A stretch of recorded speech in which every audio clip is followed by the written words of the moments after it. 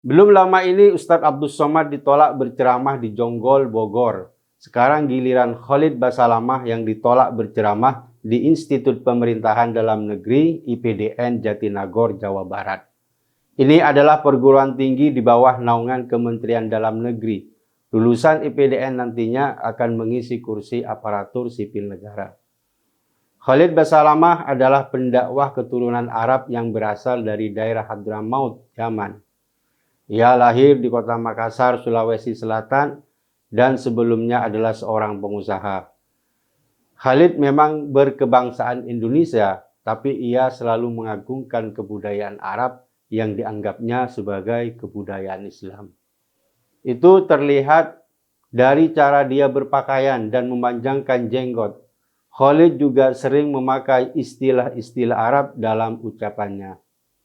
Pengajian internal itu rencananya akan dilakukan pada Jumat 17 Juni 2022. Namun karena mengalami penolakan netizen NU, terutama dari Banser Jawa Barat, kegiatan itu akhirnya dibatalkan. Kehadiran Khalid di IPDN menjadi ramai setelah organisasi mahasiswa muslim IPDN mengunggah poster acara tersebut di media sosial. Banyak netizen yang mengecam IPDN karena berencana menghadirkan penceramah radikal. Alasan penolakan itu muncul karena Khalid dianggap sering membuat gaduh. Khalid selama ini dikenal sebagai ustadz yang sering membuat pernyataan yang kontroversial. Dia pernah melarang umat Islam menyanyikan lagu Indonesia Raya. Dia juga pernah menyatakan wayang itu haram, karena itu dia minta wayang dimusnahkan. Pernyataan Khalid ini sempat menimbulkan kehebohan. Oleh sebab itu kemudian publik menilai Khalid mengajarkan paham Islam garis keras. Sebenarnya pernyataan Khalid itu adalah keyakinan umum dari kelompok Islam Wahabi. Dalam keyakinan ajaran Wahabi, mereka memperjuangkan purifikasi agama. Segala sesuatu harus dikembalikan pada Al-Quran dan Hadis. Ajaran Wahabi inilah yang dulu mendorong dibentuknya organisasi Nahdlatul Ulama di Indonesia. Waktu itu Saudi Arabia sebagai sumber ajaran Wahabi bermaksud menghancurkan kuburan Nabi. Sekelompok ulama dari Indonesia bernama Komite Hijaz yang kemudian melahirkan NU. Tujuan utama berdirinya NU adalah untuk membendung masuknya ajaran Wahabi ke Indonesia. Namun, Wahabi dengan dukungan pendanaan yang besar terus tumbuh. Pengikutnya semakin bertambah banyak dari waktu ke waktu. Hari ini ada sekelompok artis yang dikenal sebagai kelompok hijrah. Mereka sering mengadakan pengajian dan memperbesar jumlah jamaahnya. Gerakan kelompok hijrah ini yang dulu sempat membuat heboh adalah ngaji di trotoar Malioboro, Yogyakarta. Khalid dan ajaran Wahabi berbahaya bagi kelangsungan ideologi negara dan kebudayaan Nusantara.